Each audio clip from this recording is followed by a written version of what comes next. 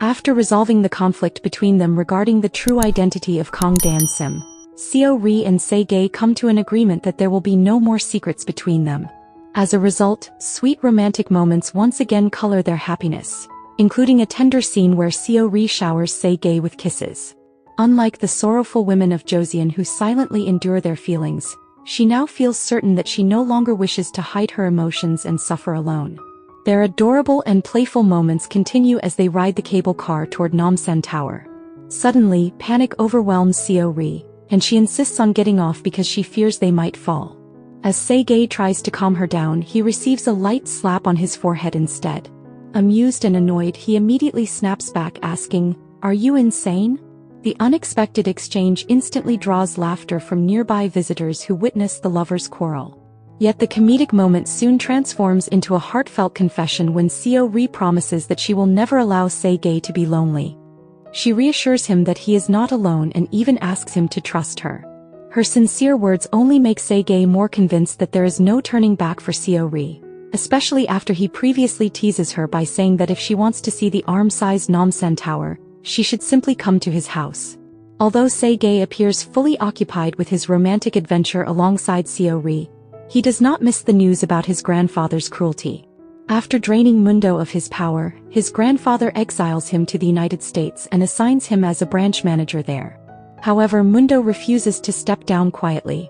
Tension quickly resurfaces between them, especially when Se-gae unexpectedly appears. Those who attempt to pressure Se-gae through various means only find themselves confronted by his fearless retaliation as he exposes their wrongdoings and confidently vows to prove his own capabilities. Yet Mundo remains unfazed. With his cunning gaze, he continuously confronts Se-gae and makes it clear that he is willing to do anything to achieve his goals.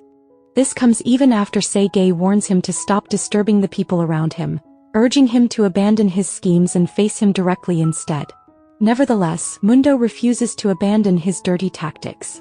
While Seo-ri desperately searches for her grandmother's whereabouts, she discovers a land purchase agreement involving her grandmother and Mundo.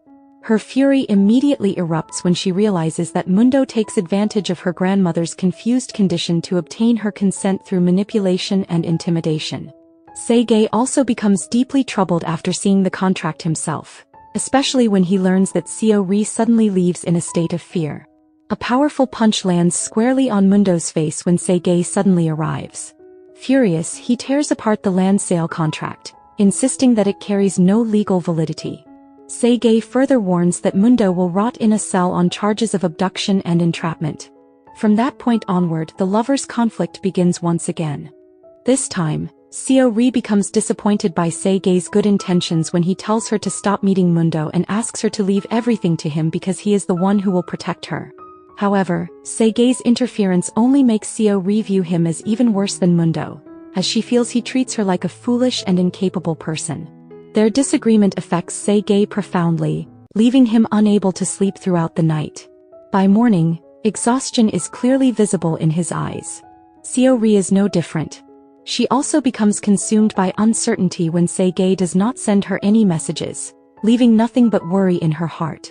Unlike Seo-ri's grandmother who fully supports Se-gae and even encourages him to remain by Seo-ri's side, Dal-soo responds quite differently.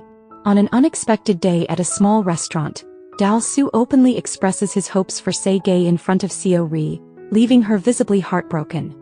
He wishes for Se-gae to build a family of his own and never experience loneliness again, not a life where two lonely people simply lean on one another, but a lively and loving family surrounded by the affection and support of parents and in-laws.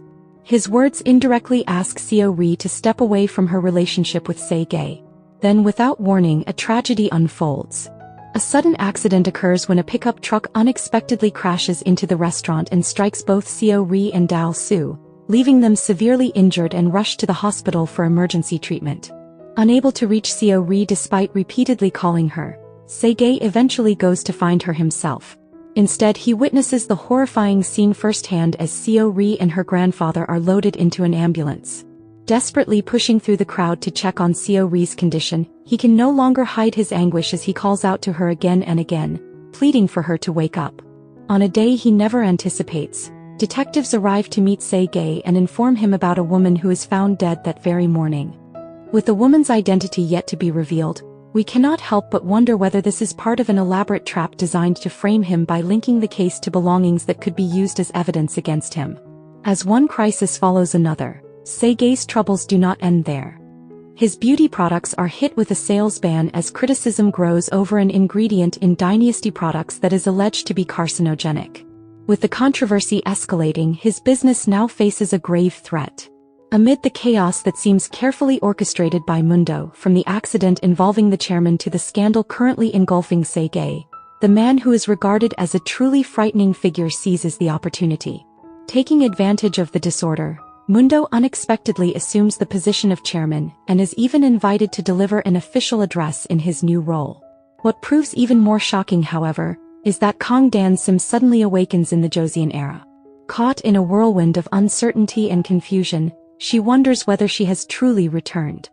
This leaves us questioning whether the real Seo Ri will eventually find her way back to her original body as well.